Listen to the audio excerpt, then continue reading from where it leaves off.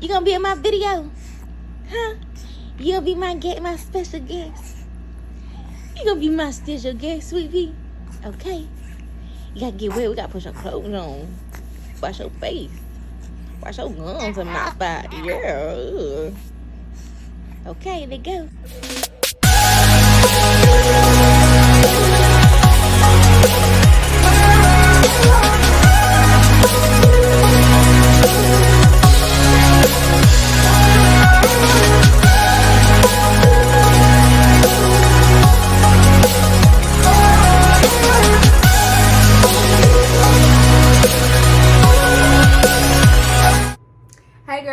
Welcome to my channel, All Juice No Tea. Today I'm going to be answering a few questions that you all had about my pregnancy journey and the first 3 months with my baby bug right here. So let's go ahead and get into it. How did I find out I was pregnant? Well, as weird as it may sound, when I'm sexually active, I'm kind of paranoid because my mom found out she was pregnant with me when she was like 5-6 months, and I wasn't gonna get caught slipping. So if I'm sexually active, even if I'm you know, using protection or not using protection, I will take a pregnancy test every month just so I can know and stop certain habits like drinking. If I was smoking or whatever, I would want to quit all that while I'm pregnant, obviously. So I want to find out early. So I found out September 26, 2020. Taking one of my little routine monthly, pregnancy tests. And it's weird because a lot of my friends was like witnessing my eating patterns or whatever. They kept saying like, oh, you eating this, you eating that, you pregnant. I'm like, if I can get out my face, I eat like this anyway. But took the test, saw 2 lines, and I legit laughed for like 30 minutes like a crazy person in the bathroom. I just could not even believe it. And I did not want to prove them peppers right. But definitely was pregnant. I had to take the bow off because it just wasn't cooperating. You said cutie. You said cute. You said cute. Okay, can't get back. But how did I tell dad, family, and friends? Okay, the first person I told was my best friend Jalen, and she laughed on the phone too. She didn't believe me. Anybody believe me? When he came over so we can chill and all that type of stuff. And when he was about to leave, I'm like, oh, I got something to tell you. And he was like, what is it? So like I was at least stuck on stupid looking at him like. So he had to play the guessing game because I was too childish to be like, oh, I'm pregnant. So he had guessed, and he was like, you pregnant? I was like, he was like, what the fuck? What the fuck? So we just like legit sat there laughing together. And then eventually, he hugged me and gave me kisses and said everything was gonna be okay. And it's been wonderful ever since. He's been so supportive since then. My sexy man. I talk about your daddy. Huh? He'll be here, daddy. As far as my family, the next day, like I was 4 weeks when I found out I was pregnant. So I had told my mom that Sunday, like after I found out, and I did it real cute. And I'm so upset that I don't have the footage for this, but I did a scavenger hunt. I got some index cards and I planted little clues and stuff around the house, had her going around searching. So what I did was that, but the end clue was I got one of her weave buns that she be wearing her church, that she be wearing to church.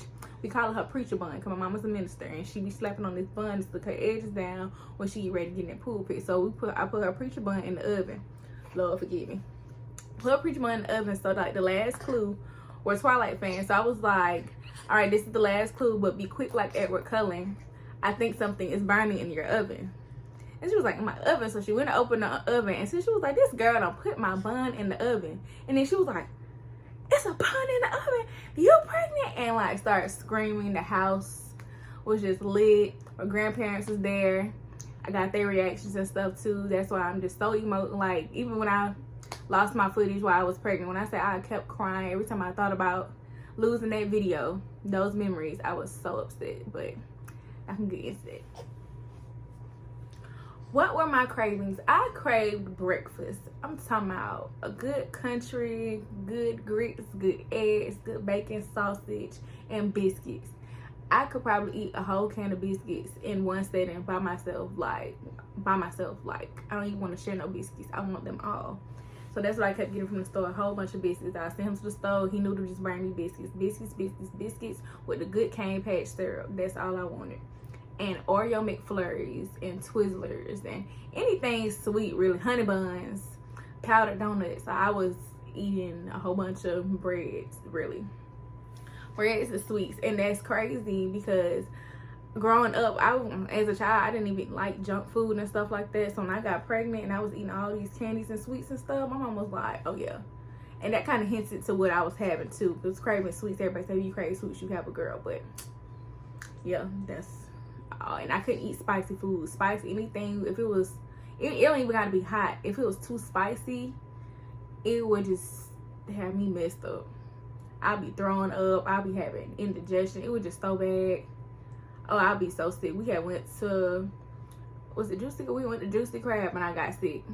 Child, please. Our first ultrasound I had, they said I had a hematoma. A hematoma is basically like a blood clot in my uterus. And they said it was common and it'll go away and stuff. And eventually it did. But of course, naturally, they gave me like a little anxiety. My second ultrasound, which was, dang, you have to step up on me like that? Okay, shh. My second ultrasound was her anatomy scan. And while they're, taking pictures and checking her brain and her kidneys and her heart and all that type of stuff, I'm noticing some weird behavior. And I really got pissed off and I ended up changing my doctor after this situation. So they wrote something down. Another lady came in and I don't like how she gave me the news about my child. She was like, oh yeah, your daughter has fluid on her kidneys and that's a sign of Down syndrome. So I'm like, what? Excuse me, you want to run that back? Like, you want to explain it better? She's like, I mean, it's common. Like, it's common. It can go, the fluid in your kidneys could go away, but if it doesn't, then she definitely will have Down syndrome. And I was like, I couldn't process it. Hell, I'm hormonal. I'm pregnant. I'm crying. I'm thinking I done did something to hurt my baby. Whoa, it's me. Of course, I was gonna love her the same if she had Down syndrome, of course. But I mean, it was just a very emotional day.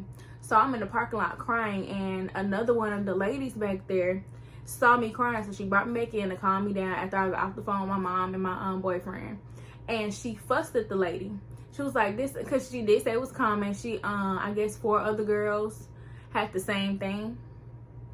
And she was like, you need to learn how to, break that down to them a little bit better because all of them are leaving it upset. She just got onto her how she said it. So I ended up changing my doctor. And the next week, they checked me out and stuff like that. They said if it does, the old doctor, they told me to come back in 2 weeks to see if the fluid had went away from her kidneys for them to decide what was going on. And then they asked me, because I got a blood test for her gender. And in that blood test, you checking genetics to see if your child will have Down syndrome. And the doctor never told me, she would have, I feel like she should have let me know if my child would have Down syndrome or not. So I was just looking like, she was like, did you get a genetic test? And I was like, yeah. I was like, y'all work hand in hand, so you should have that on record. Or what do you ask, you asking me, you should already know. You're the one coming back and telling me that my child may have Down syndrome. Wouldn't you want to verify the genetic test before you even ask me that? Whatever. So I had to call the doctor's office. They was like, no, she doesn't have it. So I was really pissed off that she even got me upset like that.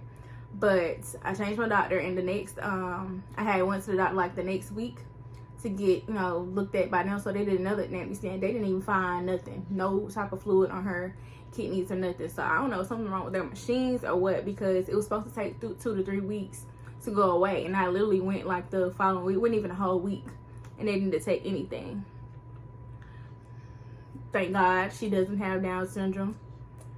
But yeah, them folks, I gave them folks my ass to kiss. They really pissed me off. And another thing they saw at the anatomy scan, well, not with the baby, they said I had marginal placenta previa. It's when the placenta is like really close to your cervix.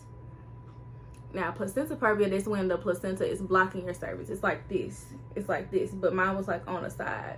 So they said like in a few weeks that can like, you know, resolve itself too. So like, I think 2 to 3 weeks, it had moved by where it was supposed to be.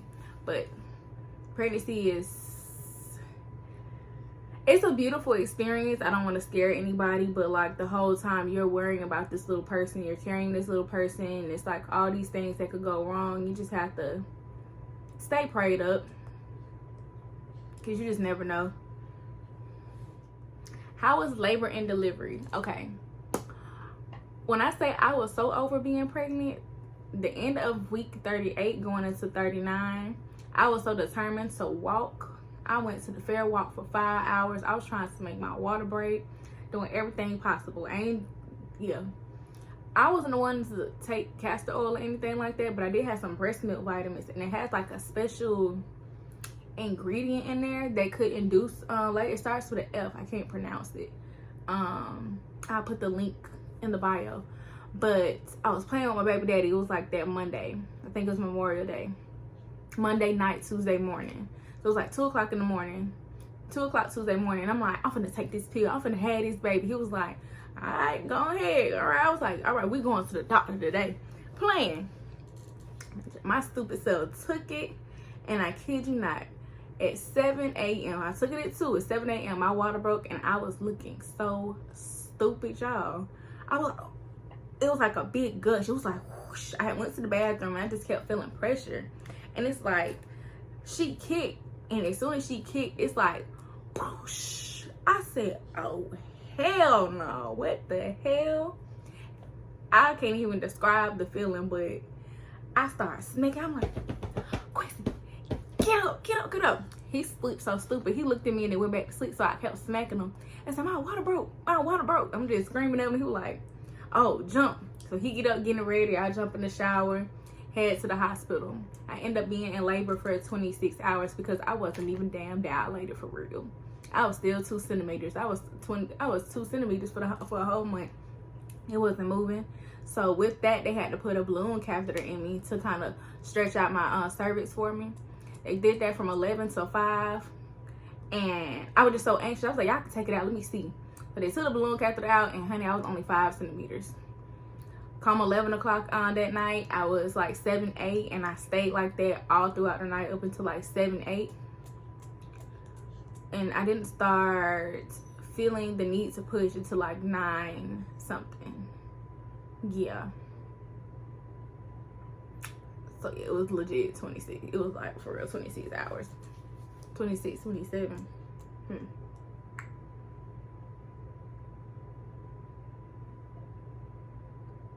My math off a little bit. But anywho, it was a long time and I was hungry and I was tired of eating ice. And I wanted some apple juice and I was real hungry. That's the only thing after I pushed her out, I told them to have my apple juice on standby. I was that thirsty and hungry. But shout out to my nurses. Shout out to Miss Sharon.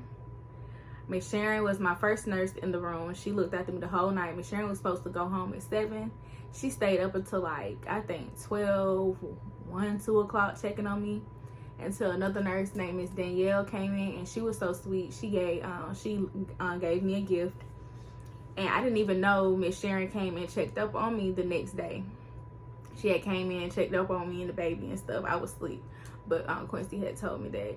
So Miss Sharon, Danielle, and another nurse, Chanel, I think she was a resident. All these nurses are at Emory, Midtown in Atlanta.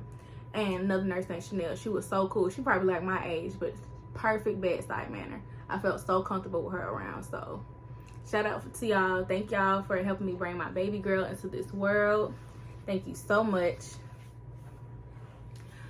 The first month of the 4th trimester for me was an adjustment. I was still healing from my stitches, my hemorrhoid, trying to take care of little one, trying to bond, breastfeeding, getting used to my new body. I was 138 when I got pregnant, and when I had her I was 183. Now I'm back at 155, and it honestly didn't take long for me to get back to 155. It took a month. Actually, yeah, it definitely took a month. So it's like I got my body frame back, still need some toning and stuff like that. Like I said, it's an adjustment. You have to be patient with yourself. And shout out to Daddy. Daddy did get us a car. Lil him, he's taking care of his girls. Shout out to my mom, shout out to my in-laws, shout out to my dad and my stepmom. Who else? Shout out to everybody who done who done helped me out and stuff. I really appreciate y'all. We are so blessed to have you all helping us. So blessed to have this amazing support system. I really love y'all. The second month of the 4th trimester, baby was starting to eat 3 to 4 ounces of breast milk with a little rice cereal, and that's because she had acid reflux. Now the doctor did prescribe her some medicine. Yeah, we didn't like that. It made her projectile vomit, and it was coming out of her nose and all that type of stuff. She still spit. When she does spit up, it still come out her nose a little bit, but it was like real mucusy with the medicine. So we tried the rice cereal method, and that actually works. Second month, she started smiling. She's been very alert since she got here. She'll look at you when you come into the room. She smiles. She's starting to recognize people at that time. Smiling, laughing, like she's there. I feel like she's very advanced when it comes to stuff like that. Lifting her head. She was lifting her head the first month, actually. Like if I laid her on my chest, she would like lift her head and all that type of stuff. So that was good. The second month for me, I guess he's still adjusting to my body. Trying to lose my weight. I started waist training after I reached my 6th week. I was allowed to waist train and stuff. And mind you all, let me go back to the first month. I got a belly binder, and it's not like a waist trainer, but it does help like your organs get back in place. It's not as tight as a waist trainer, but it does help flatten your stomach. So yeah, but second month I did start getting my waist cincher and my waist sweatband, and start trying to like trim it down and stuff. And I drank a lot of water. I have to drink a lot of water to get all that fluid and stuff off you, because that's the majority of the weight. And I was trying to deal with my hormones. Like, of course we do like our postpartum check-ins when we take the baby to the doctor and stuff like that, and I be passing and stuff, but like it's been a lot. The second month I lost my grandfather, so I can't really describe how I'm feeling at the moment about it, because I can't let myself go like how I used to, because I have to think about her. And that goes into the 3rd month. Like a month later, I lost my grandmother as well. So again, yeah, lost my grandmother and my papa within a month's span. So that's an adjustment as well too. I'm just trying to focus on my daughter, so I don't fall into like depression and all that type of stuff. Trying to keep myself busy, diving back into work and things of that nature to kind of distract me and try to move on and things like that. But you know, it's gonna take one day at a time for things like that. As far as baby gained 4 pounds within that month. She is big juicy. On her first checkup, she was 10. Second, she was 12. Her 3rd month checkup, you know, she got her shots and stuff, 2nd and 3rd. 3rd month checkup, Miss Ma'am, is 16 pounds of sugar. Big old 6 pounds of sugar.